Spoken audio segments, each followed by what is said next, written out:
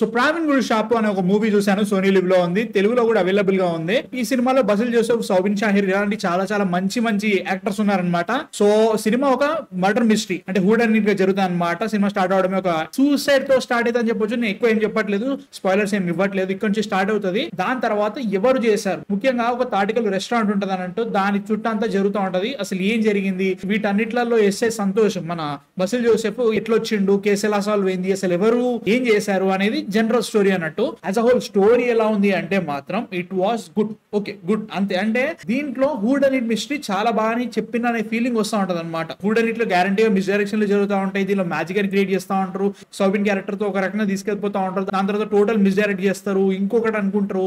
వీటన్నిటి మధ్యలో first half అంతా కూడా మన బసిల్ జోసెఫ్ క్యారెక్టర్ ఇంటెలిజెన్స్ ని చాలా బాగా క్రియేట్ చేస్తారు.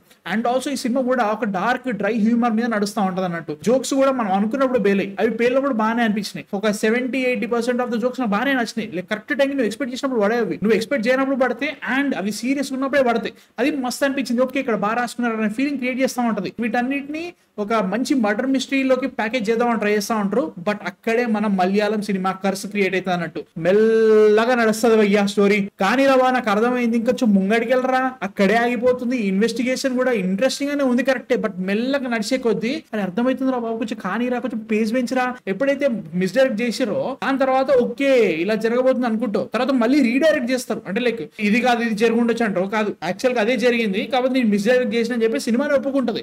అక్కడ ఓకే ఇంట్రెస్టింగ్ అనిపిస్తుంది. బట్ సెకండ్ హాఫ్ లో ఏవైతే ఈవెంట్స్ జరుగుతూ ఉంటాయో ఒక రెవల్యూషన్ వచ్చే లోపు మనకి మెయిన్ క్యారెక్టర్ అయిన బసిల్ జోసెఫ్ ని మనం ఫాలో అవుతా ఉంటాం. వాళ్ళు వదిలేసిన క్యారెక్టర్ ని ఫస్ట్ హాఫ్ లో ఎంత ఇంటెలిజెంట్ గా చూపించిన క్యారెక్టర్ ని సెకండ్ హాఫ్ లో లప్పగానే చేసేసారు. వాని క్యారెక్టరిస్టిక్స్ మార్చలేదు. అట్లని చెప్పేసి వాడి డిడక్షన్ స్కిల్స్ వాటన్నిటిని పెద్దగా చూపెట్టలేని ఫీలింగ్ వచ్చింది. ఈవెన్ ఆ క్యారెక్టర్ ఒక పర్సనల్ స్టేక్ ఉంటుంది సినిమాలో, దాన్ని ఒక రకంగా అడ్రస్ చేస్తారు, తర్వాత వదిలేస్తారు గాలికి. ఇవన్నీ జరుగుతున్నాయి, తర్వాత మనకు రివీల్ అవుతుంది.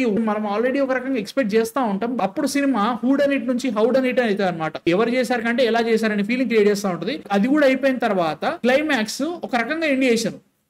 ఏంటి ఇట్లా చేసారు, టీజ్ చేస్తున్నట్టు అనిపిస్తూ ఉంటది మనకు అర్థమైంది ఏం జరగబోతుందో. బట్ నాకు అక్కడ బసిల్ జోసెఫ్ క్యారెక్టర్ ని వాడిన విధానం నాకు నచ్చలే అనమాట. అంతసేపు చూపించిన విధానము సెకండ్ హాఫ్ లో లప్పగానే చేసిన, మళ్ళీ క్లైమాక్స్ లో ఒక రకంగా మనకి వెళ్తుందిరా అనే ఫీలింగ్ క్రియేట్ చేసి కాలే అయిపోయింది సినిమా అనే ఫీలింగ్ క్రియేట్ చేశారు. నాకు అక్కడే పోయింది. చెప్తున్నాను కదా, ఫస్ట్ హాఫ్ లో జరిగేదంతా కూడా ఆగి ఆగి ఆగి ఆగి ఆగి ఆగి ఆగి ఇంటర్వెల్ లో భూమ్ అని పేల్చి తర్వాత మళ్ళీ ఆగి ఆగి నేను మళ్ళీ తిప్పుతా, మళ్ళీ ఆగి ఆగి ఆగి ఆగి లాస్ట్ 45 minutes ఆహా ఇది జరిగింది అని చెప్పేసి క్లైమాక్స్ వచ్చి ట్విస్ట్ ఇచ్చేసి అయిపోయింది ఆ సినిమా వెళ్ళిపోండి అనే ఫీలింగ్ క్రియేట్ చేసింది. వీళ్ళ screen play, miss direction and redirection, మధ్య మధ్యలో వచ్చిన డార్క్ హ్యూమర్, డ్రై హ్యూమర్, అంటే లైక్ డార్క్ సిచ్యువేషన్స్ లో డ్రై హ్యూమర్ నడుస్తూ ఉంటది. అది నాకు బాగా నచ్చింది. బట్ చెప్తున్నట్టుగానే లాగారు. క్యారెక్టర్స్ ఏవైతే ఫస్ట్ హాఫ్ లో ఇంట్రెస్టింగ్ అనిపించిందో వాటిని వీళ్ళు కొంచెం సైడ్ లైన్ చేసేసి వీళ్ళు మీదే చేస్తున్న ఫీలింగ్ వచ్చింది అన్నట్టు. ఈ సినిమాలో టెక్నికల్ డిపార్ట్మెంట్ అందరూ ప్రాణం పెట్టారని చెప్తారు. నిజంగా every single department in technical things fantastic work. Cinematography వేరే లెవెల్, లైటింగ్ భయ్యా అంటే కొన్ని ఫ్రేమ్స్ ఉంటాయి,